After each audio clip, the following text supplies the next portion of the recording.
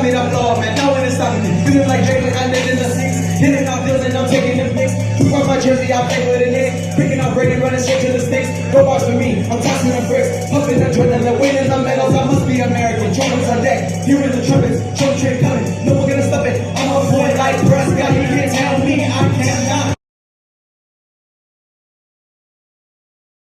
When I was in high school, man, I got picked on a lot. You know, it was just, it's one of those things. It just comes with the territory. Like, you want to make music, you better be willing to face it because it's not nice. I remember one time in class, this girl who was dating another rapper actually, but he was doing really good for himself in the city. He was getting features, he was getting, his plays were in the thousands, tens of thousands, and people knew who he was, and good for him, you know? And I remember that girl sitting next to me, and I was trying to freestyle to these guys that I was sitting next to on my left, because I was working on a song and I was trying to get ideas for the song, and this girl was to my right. I guess she wanted me to shut the fuck up, so she turned to me, and she told me, "Shut the fuck up. No one gives a shit about your shitty music." You know, I'm the type of person that you tell me that, I'm not gonna go home and cry about it. I'm gonna go home and make sure that you're the one who shuts the fuck up. I'm gonna make you eat your words. Yeah, man, it's just way harder for me to give up than to keep going. Man, I've been doing this for 8 years. If I wanted to quit, I would have done it a long time ago. But at this point, for what? Everything that I did, that I had to go through, it wouldn't be for nothing. Sacrifices that I had to make. Man, I remember one time, it was actually the day of senior prom.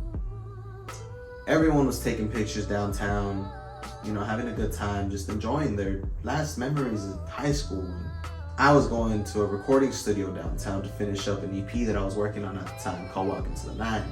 Well, one of my last sessions, I just remember passing by everyone, all of my classmates downtown, and I was just like, man, I'm doing the damn thing. Like, at the end of the day, man, these kids, you know, they were living in the moment, and that's cool. Like, good for them. That's what they wanted to do. But for me, I had to make sure that I was chasing my dreams. I had to make sure that this was where my future was going, because I didn't want to do anything else. I still don't. And I remember that project came out late April 2018, and it dropped. And only one person at the end of the day came up to me. She gave me a hug. Her name was Laura. She gave me a hug, and she just told me, "I'm so proud of you. Your project is great." And I'll always remember that, because out of 800 fucking people in my graduating class, only one came up to me. But that one was enough for me to decide, okay, I'm gonna keep going. Because trust me, man, you don't know how many times I've wanted to quit. Too many times. If you look at your favorite artist, man, and if you ever think that it was easy, it's not, bro. This shit is ruthless.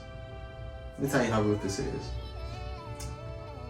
When I was 16, I had one goal in mind: to get on this lineup for a local music festival called Neon Desert. It was just this big thing in El Paso, and I thought it would be the coolest thing to get on there. That's all I wanted. That's all I ever wanted. As a 16-year-old kid, man, I was taking any opportunity to perform.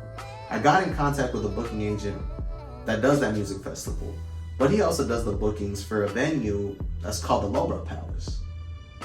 And man, I would take any show he'd give me. Thursday night at 12 a.m., I'm there. I don't care if it's a school night, I'm there. And I did that for 2 years, maybe. I remember one day he gave me the opportunity to perform for JID. Dreamville. J. Cole signed this man, and I have the opportunity to perform for him.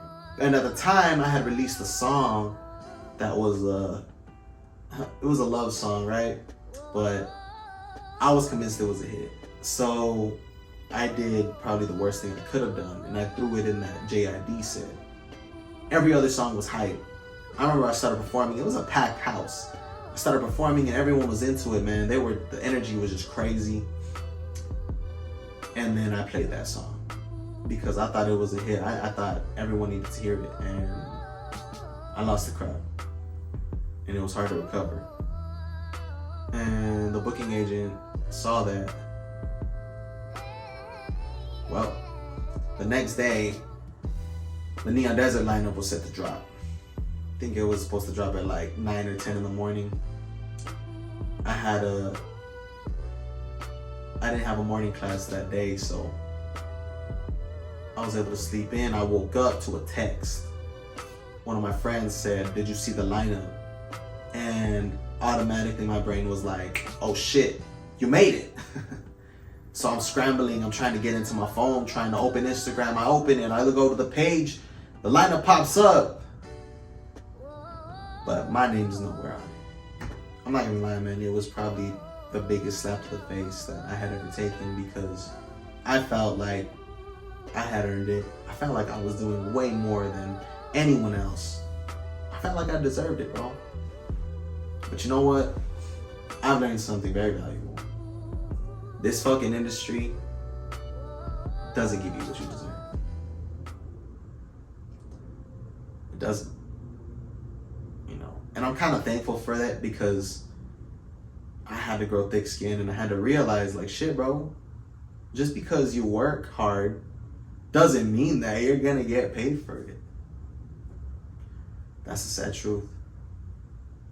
But it's a truth that I have to live with if I'm gonna keep doing this. No, all the things that I sacrifice, everything that I sacrifice.